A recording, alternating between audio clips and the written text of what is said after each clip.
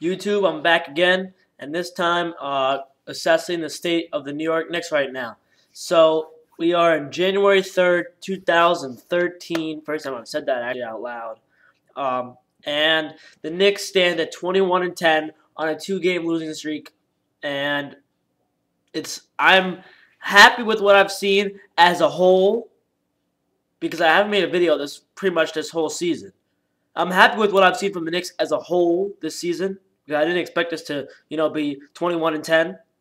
But lately, I'm very disappointed. Very disappointed. Of course, a lot of that has to do with injuries. And a lot of these injuries are not things you can correct. They're not pulled groins or stuff. They're fractures. Raymond Felton has the fractured pinky. Carmelo had the hyperextended knee, but the guy fell into him. What are you going to do? Rasheed Wallace, I'm not sure what happened to him. But, this is the kind of things we expected with an old team, that injury. There's going to be injuries. Not really the injuries we expected because aside from Rasheed Wallace, because Marcus Camby came back, aside from Rasheed Wallace, the guys that are injured or banged up, if you will, are not the old guys on the team. But I'm not going to lay that on them. But there's a couple things that I want to assess.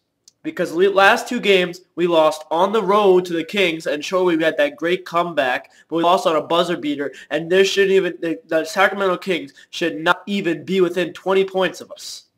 And they were up by 27 at one point. We came back to take the lead by 4, but stupid play calling, whatever it may be, cost us that one.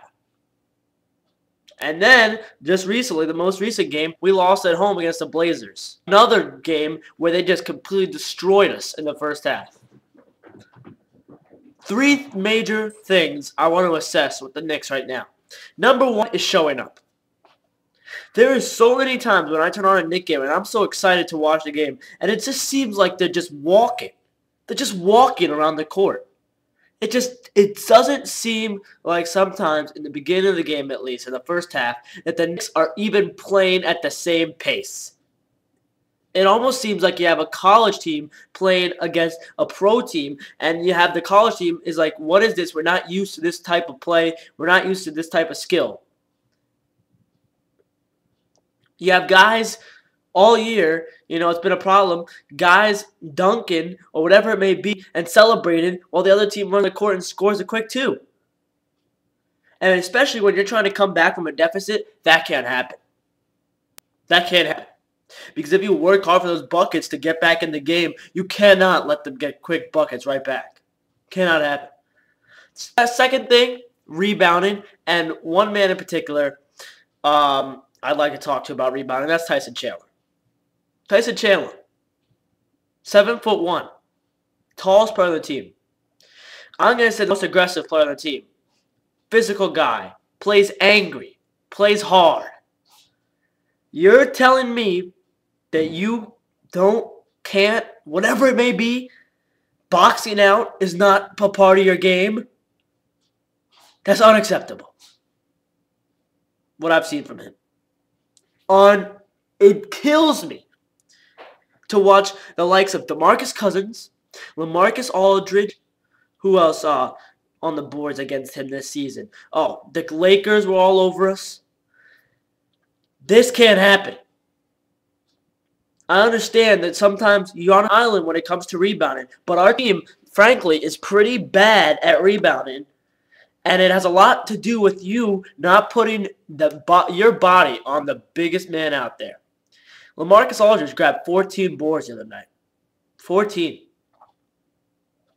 It is not enough, even though you're tall. See, Tyson Chandler is the kind of guy that if you look at the box score, you would say he's a good rebounder because he pulls down rebounds.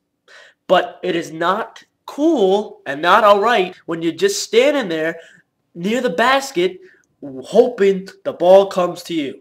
And if it doesn't, well, hey. Also do with rebounding. Crash the offensive glass. Please. Someone. We have to give some sort of effort on the offensive glass.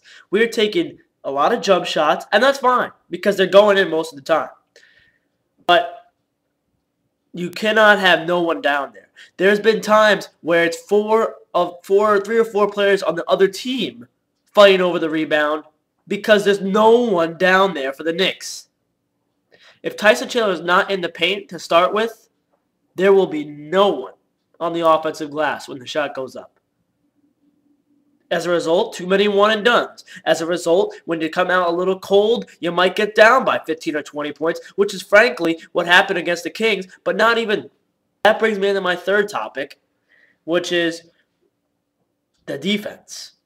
Now, of course, you could say that the Kings got really hot, and they kind of were hot, hitting all those threes that they did against us. But when it happens the same exactly again against the Blazers, and they're just hitting shot after shot, it's obviously a problem, and I think the problem is our on-ball defense. I don't know what it is. We can't fight over screens or whatever it may be. We are giving up way too many wide-open jump shots, and eventually they're going to hit them. This is the NBA.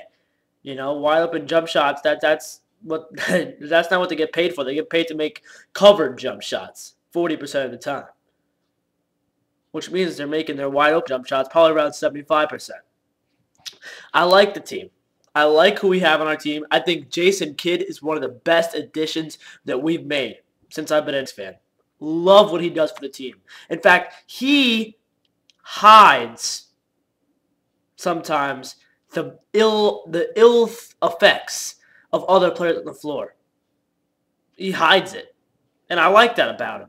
Carmelo Anthony, MVP caliber season. In fact, if the team was doing better, I think he'd be a leading MVP candidate just because of what he continues to do every single night. He's shooting at a high clip. He's playing team basketball now. As a result, he's had 3 injuries this year. 2, were unlucky falls. One guy came down into his knee, hyperextended knee. That's the most recent one. You had the sprained ankle when he came down hard, but how about diving into the stands to save a ball and you cut your finger? That's great. And I'll tell you what, Amari Stoudemire, that's a great lesson. You want to cut your hand diving for a ball. Don't cut your hand when you're having a fit, when we're losing in the playoffs. I think this team could go places, but we need some time to figure it out. And I think, personally, it's a good thing that we got out to the hot start that we did because we're going to need it. In the remaining 50, how many games do we have now? 51 more games. We're going to need that hot start to get us some good seeding because I don't think we're going to be as good. But we're still trying to figure it out.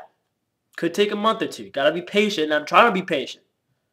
But we still need to pick up the wins against the likes of the Kings and the Blazers. Those are teams you have to beat, especially at home. Can't have a West Coast team coming in, the mediocre West Coast team come in and beat us at home. Anyway, that's my next video for today. It might come out with another video today, but it's probably unlikely. And there is the Fiesta Bowl tonight. Hope you guys enjoy that national championship video. I will have that. But the national championship is not until next Monday. Today is Thursday. And I will see you guys later.